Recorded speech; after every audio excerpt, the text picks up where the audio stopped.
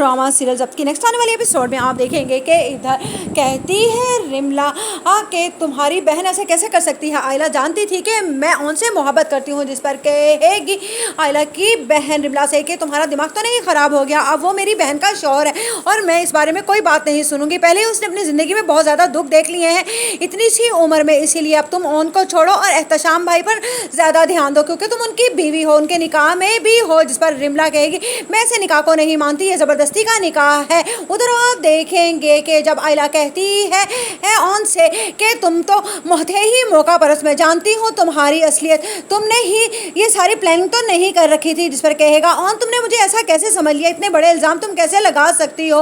उधर ऑन की माँ का दिल ही टूट जाता है जब वो शमसा की बातें सुनती है कि आरफा भाभी ही नहीं बल्कि शमसा भाभी भी मेरे बेटे के लिए इतना बोझ रखती है अपने दिल में। मैंने तो सोचा ही नहीं था, मुझे तो लगता है कि वाकई मैंने उनके साथ ज्यादती की है, काश मैंने उनको यहाँ पर तनहा ना छोड़ा होता तो आज मेरे बेटे की भी इज्जत होती।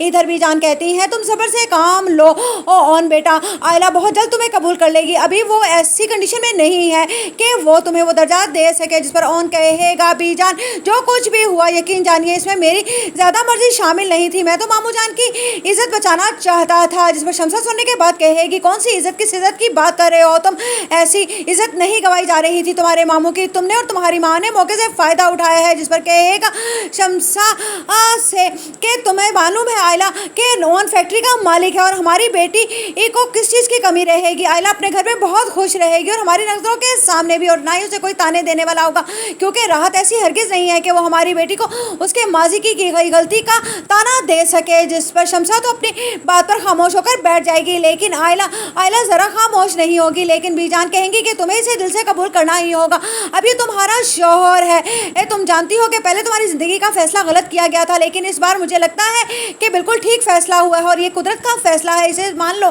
तुम भी अपने दिल से उधर रहता शाम भी बैठा अपने आप को कोस रहा होगा और जैसे ही और उसके पास से गुजरेगा तो कहेगा वाह तुम्हें मिल गई तुम्हारी मोहब्बत, में देखता था कि तुम किस तरह से आयला के आगे पीछे फिरा करते थे। जिस पर ऑन कहेगा खबरदार जो तुमने अपनी जुबान से आयला का नाम